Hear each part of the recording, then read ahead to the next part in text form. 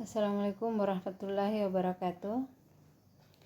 Alhamdulillahirrabbilalamin. Puji dan syukur kita panjatkan kehadirat Allah Subhanahu wa Ta'ala, karena pada hari ini kita masih diberi kesempatan untuk bersama-sama belajar mendiskusikan materi mengenai penyusunan modul. Mudah-mudahan saya dan teman-teman semua tetap diberikan kesehatan oleh Allah Subhanahu wa Ta'ala agar bisa beraktivitas dan bisa berbagi lebih banyak kepada peserta didik yang menjadi tanggung jawab kita.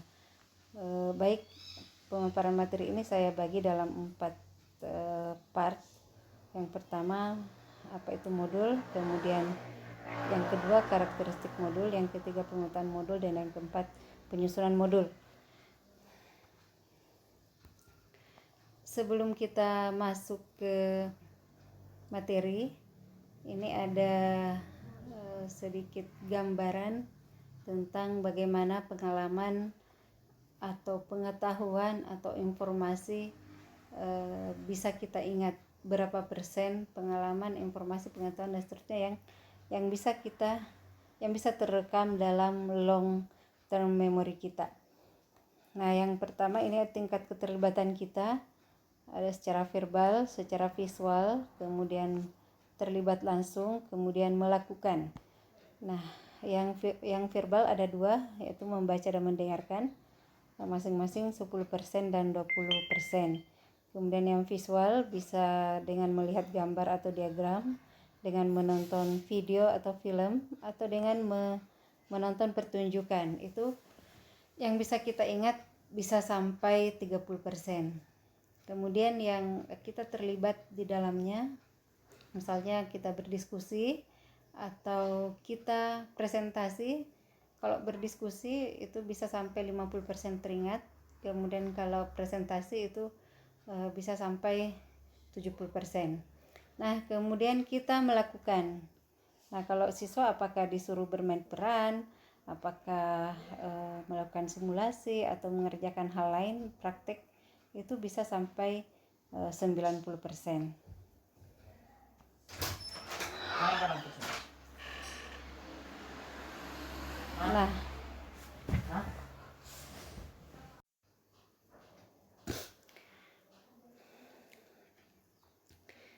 Nah, ini sengaja saya tampilkan untuk mengingatkan kita bahwa rencana pembelajaran yang kita buat, kemudian modul yang nanti kita akan susun, itu tetap mengacu pada tujuan global untuk memberikan pembelajaran yang bermakna kepada peserta didik, kemudian meningkatkan daya nalar peserta didik, dan memberikan keterampilan atau life skill kepada peserta didik. Jadi nanti dalam modul itu tugas-tugas dan kegiatan yang dirancang harus selalu fokusnya ke 3 hal tersebut. Nah, kita sekarang masuk ke part 1.